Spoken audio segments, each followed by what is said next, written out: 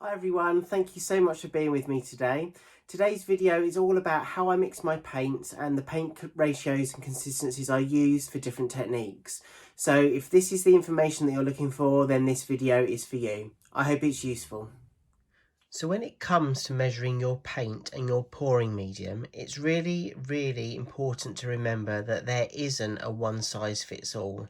So what I mean by that is depending on the brand of paint that you use or the density of the paint that you use, it could be slightly different. So make sure when you're mixing your paints, you use guides as a guide only, and when you're doing your own creations you'll get to know how much pouring medium to paint to water ratios that you'll need. But today is just a guide of how I mix my paints and what I do, that I hope it helps you. So today I'm going to mix some paint and show you how I use the thick, the medium and the thinner paints depending on what technique I'm using. So the thick paint generally is used for the ring pours, the flip and drag, balloon dips and straight pours. Then more water to the mixture would be added to create a medium consistency. And this is what I would use for my funnel pour, my swipe, my straight pour and my open cup. Remember, if something is too thick, then it flows a lot slower. If it's a lot thinner, like the Dutch pour, then it's going to have a good flow. So as an example, for the Dutch pour, I would add a lot more water to my consistency to make it a lot thinner so it flows quicker than I would in my thick density.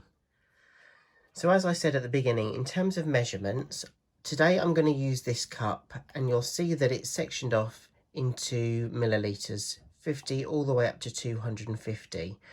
Now when people talk about measurements, they talk about ratios or percentages.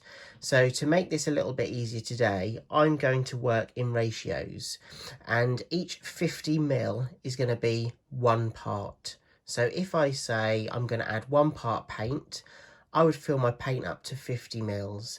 And say I'm going to add 3 parts pouring medium, I would add another 150 mils to that paint, and then I would work on the consistency that I want and add the amount of water that I want.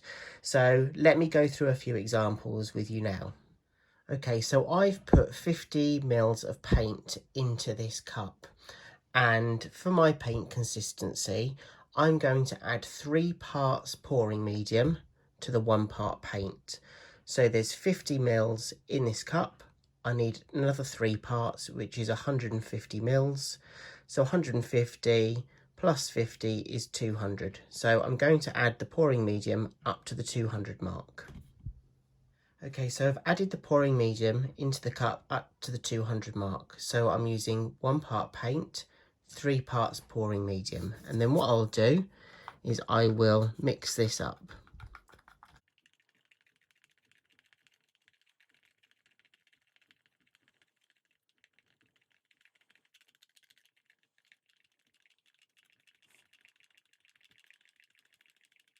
Okay, so my paint is fully mixed at this point, and you'll see that's the kind of consistency that I've got. It's fairly thick. It is running off the spatula quite well, but that's the kind of consistency that I would use for a ring pour, a flip and drag, a balloon dip, or a straight pour. So that was a consistency for a thick technique. Now if I move on to a medium technique, so thinking about the funnel pour, a swipe, a straight pour or an open cup, I would need to add some water to this. So I have measured 100 mils out in water, and what I'm going to do is I'm just going to judge how much water I want by stirring the mixture. I stir in a small amount of water first, and carry on stirring that mixture just to ensure that I don't add too much water.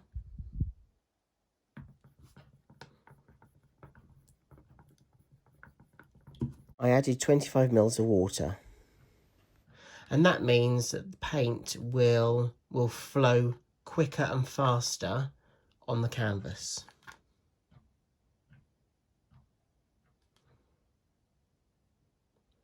So I would take this one stage further and probably add in another 25 mils of water to ensure that it's a thinner consistency for a Dutch pour.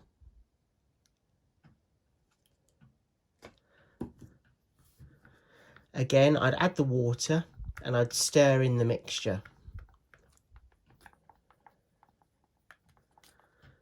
And you can see that it's very runny. It runs fast off the spatula.